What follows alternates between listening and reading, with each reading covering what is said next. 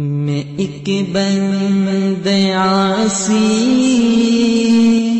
ہوں، خطا کار ہوں مولا۔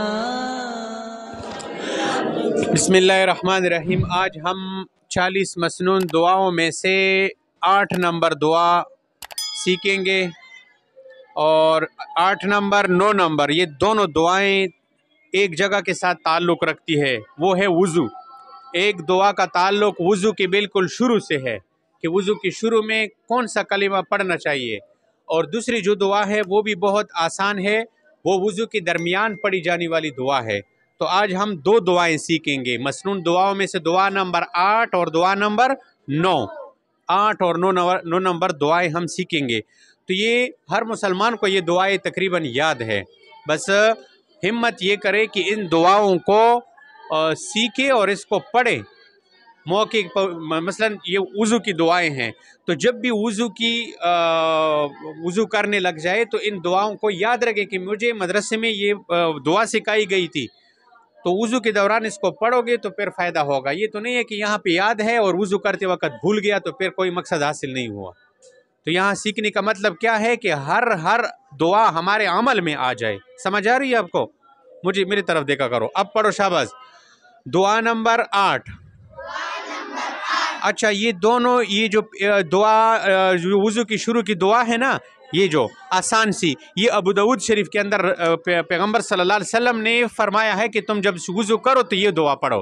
اور یہ جو 10 نمبر دعا ہم سکھائیں گے، یہ نسائی شریف حدیث کی ایک بہت بڑی کتاب ہے، اس کتاب کے اندر جو ہے یہ دعا سکھائی گئی ہے۔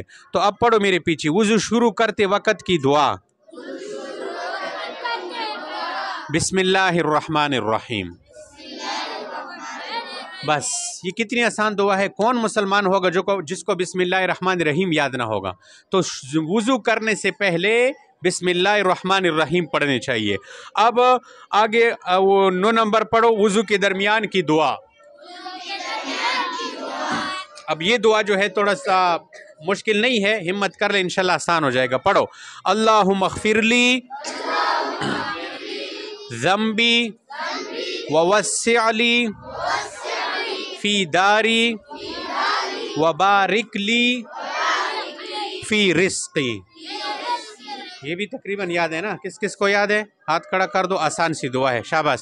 نیچے کرو ہاتھ، 1-2 دفعہ میرے پیچھے پڑھو تاکہ الفاظ پھر ذہن میں پکے ہو جائے۔ اللہم اغفر لی ذنبی، اللہم اغفر لی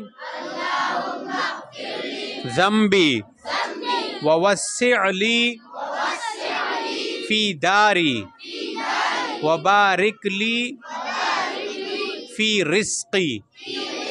ایک دفعہ پھر، اللہم اغفر لی ذنبی ووسع لی فی داری وبارک لی فی رزقی۔ ترجمہ، اے اللہ، آپ میرے گناہوں کو بخش دیں